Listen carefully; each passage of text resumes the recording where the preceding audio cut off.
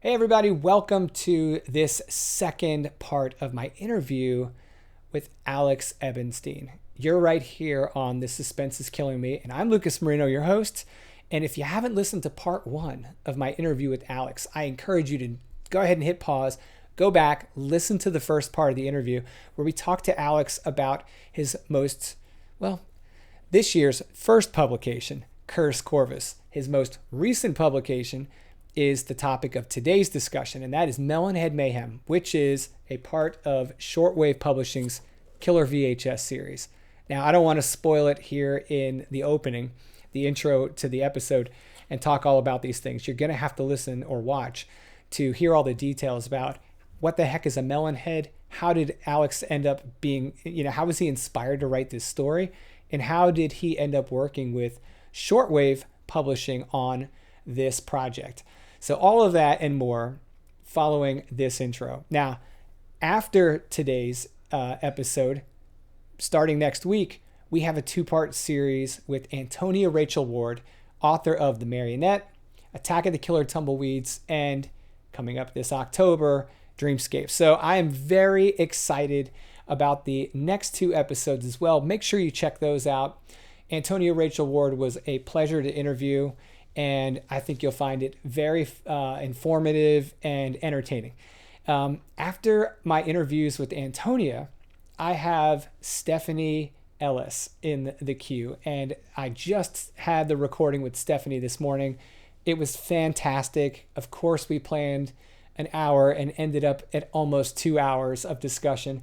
If you haven't caught on yet, I like these to be very natural discussions with authors. It's a lot about their background. It's a lot about their experience as readers. It's a lot about the craft of writing. And it's mostly about your experience with their stories. So, very cool, exciting stuff coming down the pipe. Thank you so much for tuning into part two of my interview with Alex. Let's go ahead and jump in. All right, dude. Well, I got to do what I assume is the coolest part of the whole show. And if you're not watching this, if you're just listening to this, I'm going to describe it. But I have in my hands the latest release of Alex's. It's part of Shortwave Publishing's Killer VHS series, which I'm so enamored with this whole packaging. This is Melon Head Mayhem, man. And I got this in the mail the other day and refused to film unboxing it until I was here with you. And I told my son, because he does all my like video content for socials. I'm like, dude, when I'm done with the podcast, we can film an unboxing. I said, but I've got to have this on the podcast because it's such a cool thing. And I want Alex to enjoy it just as much as I am. So like when you open this up, well, first of all, it looks like an old Blockbuster VHS. Yeah. So for those of us that were around back then and doing the things, it is literally modeled exactly like an old Blockbuster, even to the point where like the green horror sticker. Yeah. I love that touch. And then when you open it up, you have a membership card, which I thought was super cool. The Shortwave video membership card. I got a question. Is the number on the back of the card the number of the print? Yeah, so I believe the way that worked out. So I actually don't have mine yet. It's in the mail, but I'm 000 or 0001. Perfect. And then the next author that Brian McCauley, his book comes out in November, I think. He's 0002. Perfect. But then after that, it was orders that had come through, and yeah. All right. Well, I'm order 125 apparently. Okay. Good. So at least I know you've sold that many of them. So that's cool. And I'm sure it's like many multiples of that by now because I just ordered this like as soon as I found out about it, but it was pretty close to the launch date. And then inside is the book, and even the book itself is covered just like the VHS. I love it, with the sticker on the cover and the Killer VHS branding across the top, and all the art was done just like our horror B movies. I loved this. Now I was not like. And it's kind of weird because when I was a kid, this was my time, right? Like I was like watching the B movies, having a blast, enjoying the ridiculousness of them, which is how my mom branded it so that I could consume it and she didn't feel guilty. She's like, super gory, but don't worry, it's all fake. And I'm like, yeah, no, this is great. Just let me and my friends watch the movie. Thanks. And so this like brought me back pretty quickly, and I really appreciated that. So thank you very much for being a part of that with Shortwave. Yeah. Major shout out to Alan Lastufka. And I have a hard time with his name. But anyway, the owner operator of Shortwave has a lot of experience with like graphic design and he was a child of that time too. And so I think he had just as much fun creating it, as the joy that I get from seeing it. I mean, he absolutely nailed. He did all of the box so good design and whatnot, and then for the book itself, we hired an artist, Mark Volatic. I'm saying his name wrong probably, so I apologize, Mark. He did the artwork on the front and the back, but that which I mean absolutely nailed it. Just perfect art. And then Alan did the rest of like the design of the book itself to kind of mirror those VHS days of old. That's great, man. I left out one thing. There was a bookmark, but I had already put it in the book, so I even love like the interior design. Like the chapter heading and the gray on the top. Just really enjoyed it. Just a very like professional looking book. I'm so thankful for the time and details that Alan put into it.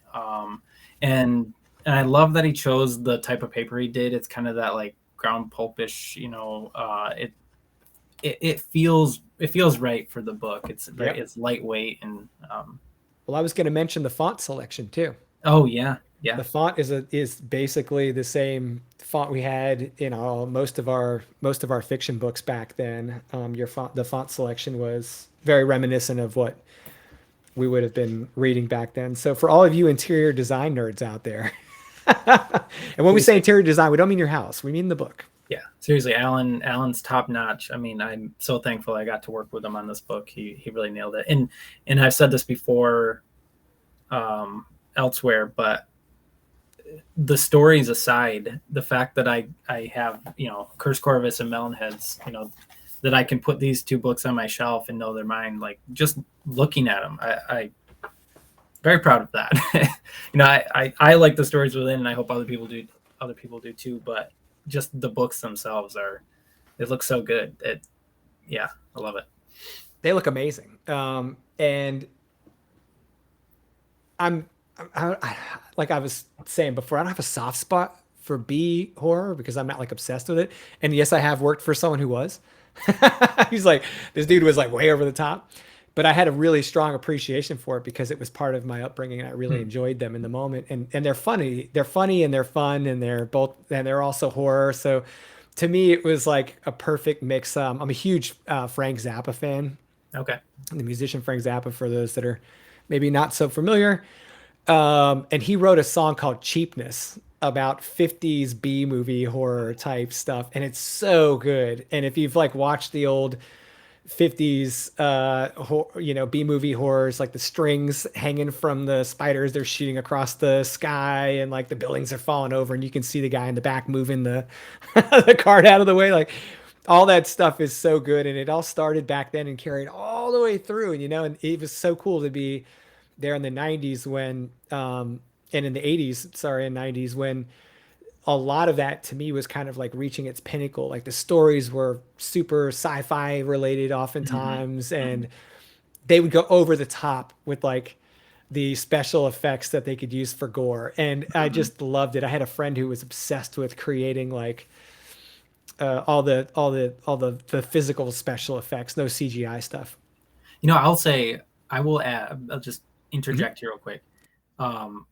I'm a little bit younger than you, and I was born in the early 90s. So like that was not part of my upbringing. So it's been a lot of adulthood going back and just having an absolute blast catching up on all the things that I was too young for or just missed because I was too young. And over the last few years, I've watched hundreds and hundreds and hundreds of movies. And I will say I would watch a movie from like the late 70s to the early 90s over just about anything from 2000 to 2010 because the practical effects, even over top, have held up so much better than those early CGI effects that just look terrible now. They do look terrible. They look terrible. And and it's a really bizarre experience. I never would have guessed that, like, kind of going into this endeavor of watching all these old movies. But yeah, the practical effects hold up so much better. They just look, I mean, even though you can tell their effects, they look so much better than those earlier CGI efforts. They just don't hold up at all. Yeah, no, there was this like yeah, you're absolutely right. Like the super early CGI stuff just looks horrific. And you know what's funny is it got even worse when the TVs got better. Oh yeah. It's like you can Well, really see how bad that CGI is. yeah, and now. that's, yeah, right. That's part of the problem too. Is I'm watching Yeah. on, modern technology. Yeah. It's like, ooh. Yeah, because back when that stuff came out, we were kind of floored that you could A, do it with a computer, and B, Mhm. we couldn't see all that great detail in like 8K or whatever. It was like it was nuts. So you lost some of that in the in the projection or in the television or whatever. And there was some magic to that Mhm. they can't cover that anymore. So No. yeah, dude, I see it. I love all that. So this is one of the reasons I got so excited for Melon Head Mayhem when it was coming out. I was like, dude, this is great. And I had just read um, Antonia Rachel Ward's Attack of the Killer Tumbleweeds, which I read was, that. It's yeah, great. It's isn't it really good. great? Yeah. Most fun story I've read this year. Throwback to the 50s Vegas mob scene as a very proud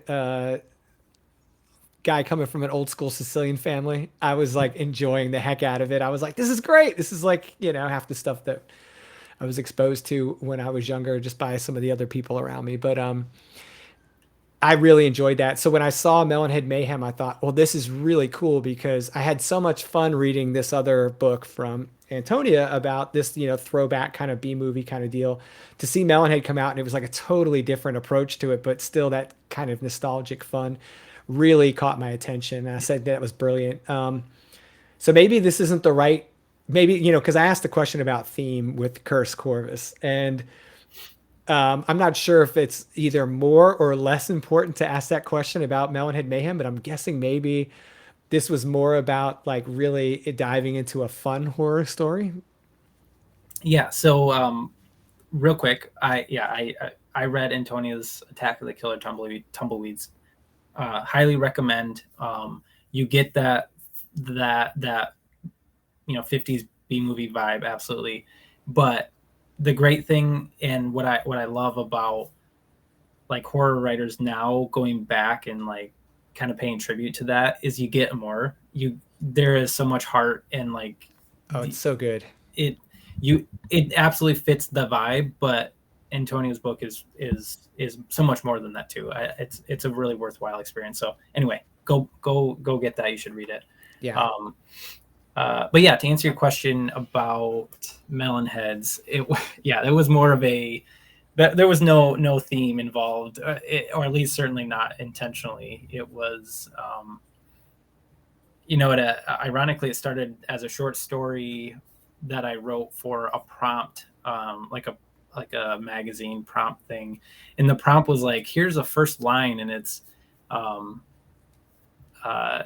so and so finds blank in his grandmother's closet, and I made it a VHS tape, and I'm not sure how I made the jump, but I knew I wanted like an old VHS, and melon heads are a local urban legend where I live, and so it just was a matter of like, oh, what if they watch a movie about melon heads and it brings them to life, like that. So That was just really the. so they're real. Yeah. I mean, yeah, they're real. It's yeah. In my research, because I kind of heard of them a little bit prior to that, and then when I was coming up with a story, I was like, oh yeah, melon heads, I'd heard of that. And so just looking into it, I'm like, oh, very few people have written about melon heads, at least that I've seen. Although there are a couple different legends. So like there's one here in Michigan centered around Felt Mansion, which is like a half hour away from where I live. And then I think in Connecticut and Ohio, maybe there's a couple other spots in the east northeast area where melon heads are a legend. And I'm not sure the origin stories for those, because the ones here in Michigan are very much centered around Felt Mansion. I should go. I'm surprised I actually don't know the other origin stories, but but yeah, so they're a local urban legend, and I don't know, I thought it'd be fun to find an old like 80s B movie about melon heads, or like, bringing them to life. That's amazing. Like I had no idea that that was like a real urban legend around where you guys were. That's super cool. So like, okay, so you get this prompt for this magazine. You said it was a Yeah, just like okay, it's called The First Line, and okay, they give you gotcha. first lines. I'm like, oh, okay, Yeah, just right off. and then you rocked out off of that, and you end up with this cool novella. Yeah, I so it can, was a short. Sorry, just a yeah, quick. It started as a short story, and I didn't particularly like it as a short story, and then kind of had an opportunity to expand it, and then it became what it is. The full 28,000 word novella. So. gotcha. So you obviously you published this with Shortwave. Mm-hmm. Was there a collaboration with Shortwave while you were writing the book, or did you pitch it to them, or did they find like how did that happen? Yeah, so I had it written. Had been written. I wrote it at the end of actually the same year I wrote Curse Corvus, just at the end of that 2020, and I'd had it, and I wasn't sure what I wanted to do with it. It's kind of a style that general submissions people aren't likely to take that type of story, and Sure. so I'd been following. Last fall, I had been following Alan and Shortwave a little bit, kind of seeing what they were doing, and he had posted on Twitter, hey, I'm thinking about doing novellas. If you've got something, pitch something to me. And I'm like, well, I don't know. I'm like, I've got this. I don't know if he'll like it at all. And I like got the email ready, and I'm like, I'm not gonna send it. And then my friend Alexis said, what's the harm? Just send it. He could say no, and you're in the same spot you were if you didn't. And so I'm like, okay, fine. So I hit send, and like I think by the end of the weekend, Alan had read it, or no, it was like maybe a pitch, and he read it. He's like, oh, this seems really great. Like send me the full thing. And then it was less than 2 weeks, certainly maybe like a week after I'd sent the pitch, to him saying, yeah, this is great. I think it could be really fun to do a whole series of this kind of style, and it became the Killer VHS series. So I'm the first entry, and it'll be different authors from here on out. But yeah, because I sent him this pitch for Melon Head Mayhem, he got this idea to start a whole line of novellas. So I'm glad I pitched. I'm glad I pitched it. I mean, not only for me, but we get more, and Yeah. I think it's gonna be a really cool series. See, that's so cool. I knew there was going to be something really sweet behind that question. Yeah, I was really interested in how this concept came to be, the whole product packaging. So that's super cool that you were able to do that. And congratulations on having that successful pitch. Obviously, I mean, it's a little. Yeah, thank you, and testament to just so like it is a bit of like good fortune, and not even a bit, a lot. That I pitched the story to someone just getting started doing novellas, and he liked it enough to publish it. But what I'm reminding myself is like I had the book written, and it was there. So like write your stories, write your books, get them there, and you never know what's going to pop up. I mean, I got lucky that he liked it and wanted to publish it, but if I hadn't written it already, or had it to a point where I felt comfortable that that it was done enough to show people, I couldn't have pitched it to him. So, we're often writing to submission calls, but get those books written, have them ready. You never know when you're going to see a tweet, of someone saying, "Hey, pitch me a story." Just be ready, and then you can kind of create those. It was good luck, good fortune, but I put myself in a position to take advantage of that, and I think that's a one to grow on, or whatever silly thing you want to say there. But I mean that we often talk about we being like writers often talk about the querying and pitching and all the things that come along with getting your book in the hands of a publisher, regardless of whether that publisher's like a big traditional or an indie, small print, whatever. So, to me, the interesting part about that is that this particular anecdote, this particular story shows the strength of just doing the thing, right? You got to have a story either way, and you got to enjoy writing the story either way. And when I did my second nonfiction book, which comes out in September, one of the things that drove my production team nuts was that I didn't have a publication date in mind. And they were like, "What do you mean we don't have a publication date?" I'm like, "Don't worry about it. We'll publish it when it's right." And oh my gosh, my editor gave me such heartache about that. I'm like, "You're not going to be crunched. I'm not going to be crunched. This is a totally different way of us doing this book, but it just is the way it had to happen." And once we got through that process and I got about 50% of the way through the project, I was able to say, okay, now I have a more confidence in when we can publish this thing. Let's aim for September 18th or whatever. And I worked with my book coach to kind of identify the best time to do that. And she helped me find mid-September for that reason. But like, that is not, and in any way, shape or form, the date that we originally planned anywhere close to it. And if we hadn't have just kind of let this project grow naturally and stayed consistent, but not like, stressing over it all the time, be a totally different book, be a totally different production date. I think for you, being able to write Melon Head Mayhem, when you wrote it, how you wrote it, probably makes that story pretty freaking cool, considering, look at this, now it's published. Yeah. And people are digging it, and you don't feel like it was this ball of stress, getting up to that point. Really Right. cool. Yeah. Really cool. So what kind of promotional events do you have coming up for Melon Head? Is there anything on a calendar? Are you doing like public readings in the square? What's going on? So yeah, I don't have a whole lot set up. Obviously, I'm talking with you just about books, Yep. and then I am recording another podcast today. I don't know when that one will come out, but Gotcha. Yeah, someone had read it and wrote a really, really awesome review. And turns out him and a couple of people, they have a podcast. So like, hey, I keep talking about your book. You want to come on and talk about it? I'm like, yeah, let's do it. So boy, I should know the name of this and I can't remember it. Sorry. It's all right. No, it's all good. But anyway, so I'm recording another podcast, and then